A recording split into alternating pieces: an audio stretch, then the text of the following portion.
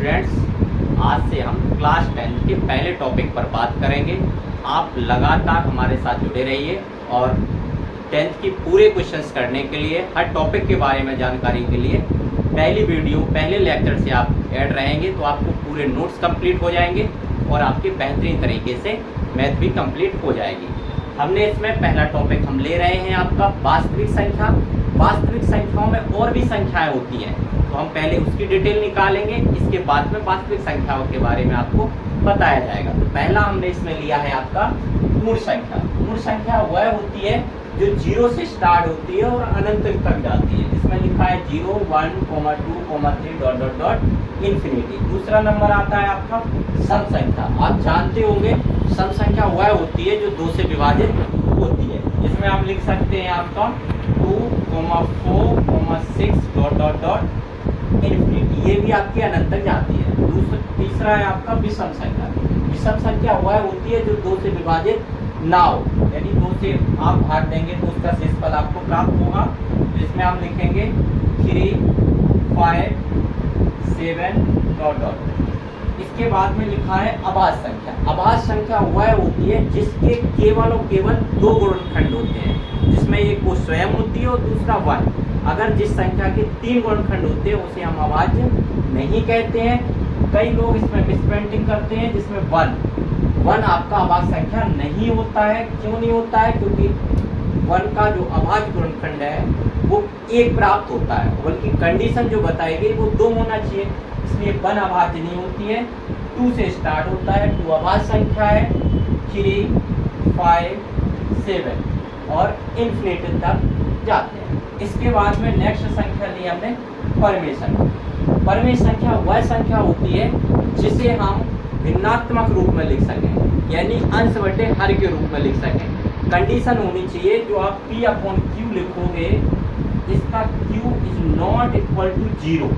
0 होना चाहिए, क्योंकि अगर ये 0 के इक्वल नहीं करेंगे, 0 होगा तो ये इन्फिनिटी देगा, यानी नॉट डिफाइन हो जाएगा। इसके बाद में है अपरमेय संख्या। अपरमेय संख्या वो होती है जिसे आप भिन्नात्मक रूप में नहीं दर्शा सकते हो, लगातार संख्या चलती रहती है पॉइंट में, जिसमें आप लिख देते हैं आपकी √2, √3, √4 नहीं लिखेंगे क्योंकि इसका 2 बन जाता है, √5 और भी संख्या इसमें आ जाएंगी। इसके बाद में लिखिए समृद्ध संख्या, कॉम्प्लेक्स नंबर। कॉम्प्लेक्स नंबर आपका होता है a+ib की फॉर्म देता है। इसमें 2 पार्ट होते हैं। 1 पार्ट में आप लिखते हो रियल और दूसरे में रहता इमेजिनरी। दोनों को मिला के आप बना देते हो फॉर्म a+ib, यानी कि समृद्ध संख्या। संख्याएं जो हमने प्राप्त कर ली थी, संख्याओं के बारे में जानकारी प्राप्त कर ली थी। अब हमें देखना है वास्तविक संख्या। तो परमेय और अपरमेय, परमेय और अपरमेय संख्याओं का जो सम्मिलित रूप होता है वो बनाता है वास्तविक संख्या, जिसमें उदाहरण में हमने लिखा है 2, 3, √5, √7।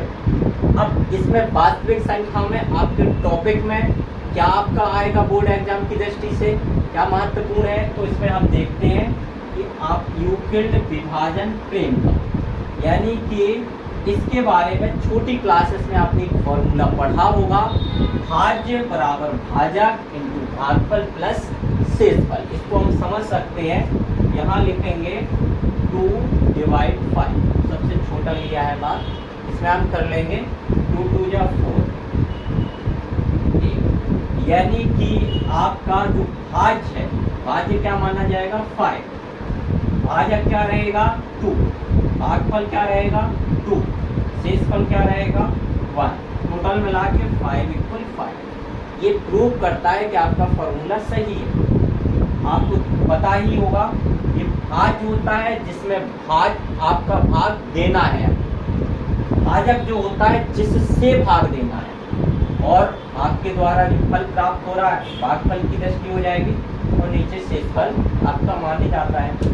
अब इसमें जो क्वेश्चंस हैं आपके, हम एक एक करके आपको क्वेश्चंस बताते हैं, जिससे आप मासा यानी महत्तम समापवर्तक और लासा यानी लघुत्तम समापवर्तक याद कर सकते हो। देखिए इसमें संख्याओं के बाद में आपका फॉर्मूला था भाज्य बराबर भाजक इंटू भागफल प्लस शेषफल। अब इसमें हम क्वेश्चन को सॉल्व करते हैं। तो सॉल्व करने में हम देखते हैं, आपको संख्या ज्ञात करनी है और जिसे 61 से भाग देने पर, यानी कि आपका जो भाज्य है वो आपको क्या करना है, निकालना है। 61 से भाग दिया जा रहा है, ये आपका भाज्य,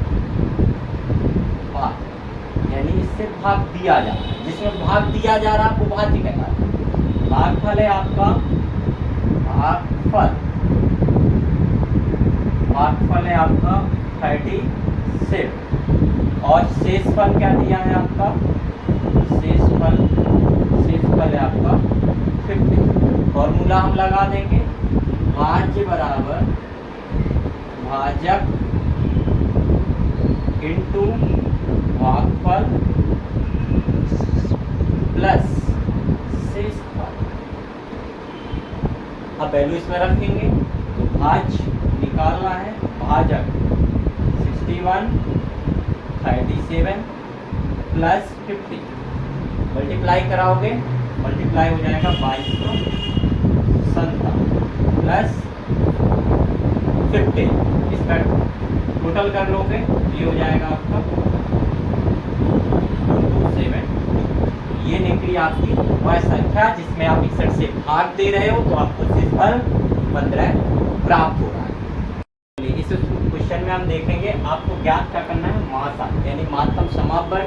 तो अपने पिछली क्लासेस में देखा होगा, इसको सॉल्व करने का तरीका। आप इसको इस प्रकार करते होगे, 135 × 5 1 बार हो जाएगा 35, ये 0 होगा, ये आपका 90। तब इसके बाद में स्टेप क्या बढ़ाते थे, इसको इस प्रकार लिख लेते और करोगे तो ये कितना हो जाएगा 9, यानी कि 5 तो ये कितना आ जाएगा 45। फिर रिपीट करोगे तो ये हो जाएगा 90 होगा ये आपका। तो ये 45 दूनी 90 होता है, यानी आप आसानी से लिख देते थे कि इसका मासा क्या आया है 45। अब इसको 10th में कैसे सॉल्व करना है, युगल विभाजन क्रिया के हिसाब से। तो ये आपको लिखना है, फॉर्मूला वही रहेगा, भाज्य बराबर भाजक इंटू भागफल प्लस शेषफल। सॉल्व करेंगे, सॉल्व करने में ये क्या है, भाजक जिससे भाग दे रहे हैं, ये आपका 135, भागफल है आपका 1, शेषफल है 9। इस प्रोग्रेस को फिर रिपीट करना है, तो आप क्या लिखोगे 135, ये बन गया ना आपका। और किससे करोगे 90 से करोगे, कितने बार 1 बार, कितना बचे जाएगा आपका 45। फिर करोगे, तब तक करना है जब तक शेषफल में 0 ना आ जाए, ये हो जाएगा 9 45, तो ये क्या आ गया 0। इस प्रकार आप लिखोगे इसका मासा 45।